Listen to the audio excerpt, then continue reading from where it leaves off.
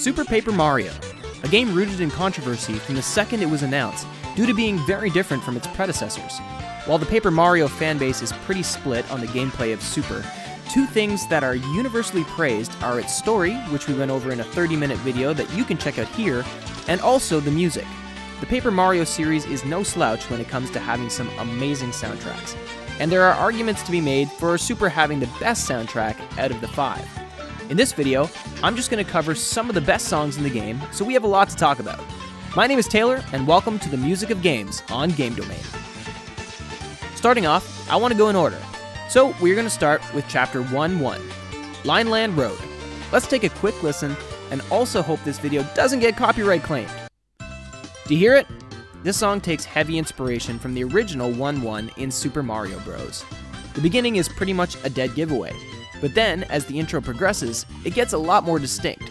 This song is just a fun, upbeat tune to keep you vibing throughout the entire level. It does its job super well at getting the player immersed in this world in the first level, and also paying homage to the game that started the entire series. Well, unless you want to count Mario Bros. From 1983, but you know what I mean. For the last song we'll unpack in Chapter 1, we have the very next level, Mount Limelin. It starts off with some old-timey cowboy movie sound effects, and then starts to morph into a full song that is perfect for this level. It isn't too intricate, but it is definitely a bop to keep you enthralled throughout the level. The entire song gives the feeling of being in a western, and with a lot of western songs being in the minor key, this one changes that by, of course, being major. It's nice to hear a song like this to accompany you in this rural desert village. Moving on to Chapter 2. There are again two songs I want to cover, and they also happen to be the first two levels in the chapter. 2-1, also known as Gloam Valley, is up there for having one of the best themes in the game. Just listen to this. The intro wastes no time in getting you out of your seat. It barely wastes any time getting you into the main melody of the tune, and this song is just a masterpiece. The entire song is just what an upbeat Mario song should be.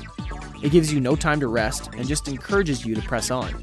It's super catchy, probably is stuck in your head now, and overall just a complete joy. You'll hear me say this a lot, but this game does an amazing job with music matching the atmosphere. It's sad that we only get to hear this in one level. Well, it isn't too sad because the next song is a lot different, but also amazing as well.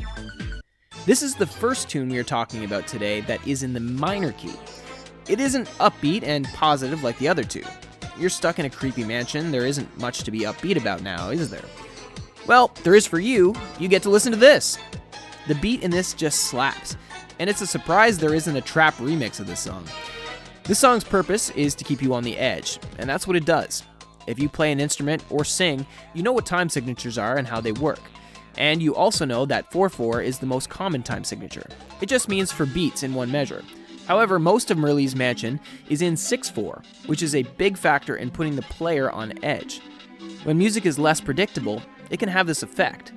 This music is the main reason why this mansion is creepy. Imagine if the Gloam Valley theme was playing here instead. It just wouldn't work. Moving on to Chapter 3. There's only one level theme I want to talk about, but also a boss theme to bring up. All the music in this chapter is good, but only a couple of songs really stuck with me. The first being for Chapter 3-2, the only purely underwater level in the game. Does this song make you feel like you're submerged in water? If you said yes, then it's doing its job. This also might just be me, but I hear a lot of similarities to the original underwater theme in Super Mario Bros. This song isn't super fast, isn't the most uplifting song, but is peaceful and sounds, underwater-ish, I guess. That's not a word, but you all understand what I'm saying, so we're good. Next up for Chapter 3, we have the Francis Battle theme. I don't have a lot really to explain about this song, but it just sounds really good. The melody changes a lot throughout the song, and overall, it's one of the best boss themes in the game. So, for Chapter 4, I'm not the biggest fan of the music in this chapter, except for one song that probably is the second best boss theme in the game, but I still want to go over the 4-1 theme that is repeated a couple of times in the chapter. This song is a little more ambient than the previous songs, and even though it isn't my favorite song, the composer deserves some major praise for how this tune contributes to the atmosphere of being on a big outer space adventure where things are uncertain, but you have one goal of reaching the end. Like with the 3-2 theme that makes you feel like you're underwater, this makes you feel like you're in space. And as for the other song I wanted to talk about, if you played this game, you know exactly what it is. Yes, it is the Mr. L theme, arguably one of the most beloved characters unique to this game, and part of that comes from his theme song. His battle theme is also nothing to scoff at, but the theme for his character alone, for some reason, perfectly encapsulates who Mr. L is. Seriously, what else is there to say about this song? Just listen to it. For Chapter 5, there's only really one song I want to take a look at, and that is Chapter 5-3, also known as the level with Flint Cragley, also known as Floro-Sapien Caverns. The theme is very adventurous and also has a mysterious essence about it. Like, you don't know where the journey will take you, but you have to continue your adventure. I'm not the biggest fan of Chapter 5's music, but this one is among maybe the top 10 in the game. So Chapter 6 is weird. There are really only 3, but technically 2 levels, and one of the levels is completely void of any music until the boss fight, but the main theme of Sammer's Kingdom is a classic. It clearly takes inspiration from Japanese culture, and being a chapter with a Japanese-inspired setting, it goes perfectly with it. 6-1 does get pretty tedious with all the fights, but the Sammer's Kingdom theme makes it so much more entertaining. This is a piece that would feel at home on any video game playlist. It isn't just ambient music, it is just super catchy. Chances are you've heard this somewhere before. Sammer's Kingdom is often labeled as one of the best tunes from the entire Paper Mario series. That's how amazing it is. It also continues to show how perfectly the music accompanies its environment. For Chapter 7, we'll be going back to talking about 2 different pieces. One is the 6-1 theme, and the other is used for the Over There. This song has a lot to unpack. You may have tried to count it in 4/4, but there are a few different time signatures to make it more unsettling. It starts off at 12/8, and another point in it switches to 9/8. These are not used very commonly, which adds to the mysterious feel of this piece. The music also sounds pretty dark, which makes sense when thinking about the setting.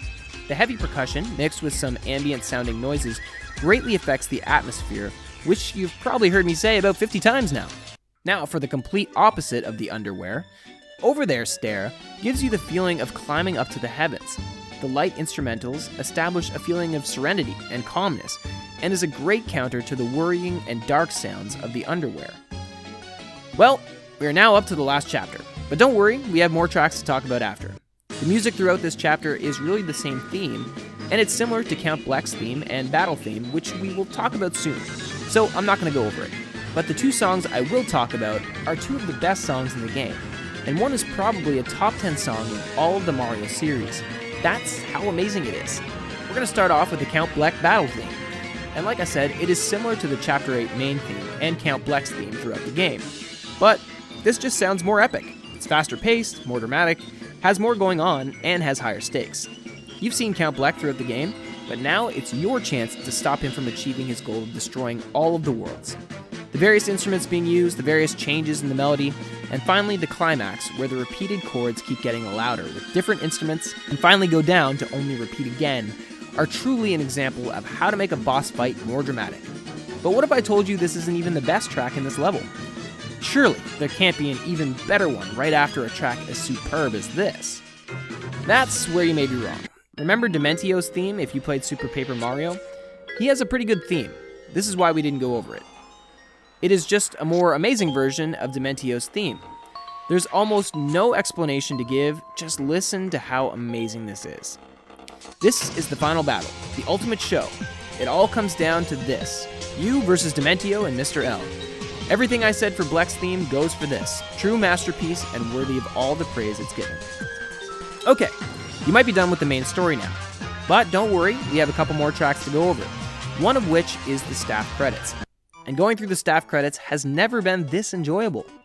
Your adventure is over. This track is a final send-off to an amazing game and an amazing journey. We even use this to close out our Paper Mario documentary, which you should check out if you haven't. The staff credits convey the feeling of a journey's end, and is also one of the best credits songs in a Nintendo game, up there with Galaxy's credits.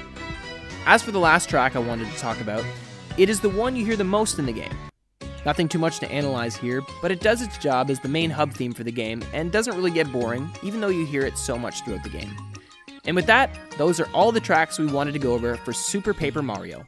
Obviously, there are a lot more great songs, but we would be here all day if we explained every single one. We don't need to see comments saying, "What about X song?" If it's not in the video, it's simply not in the video.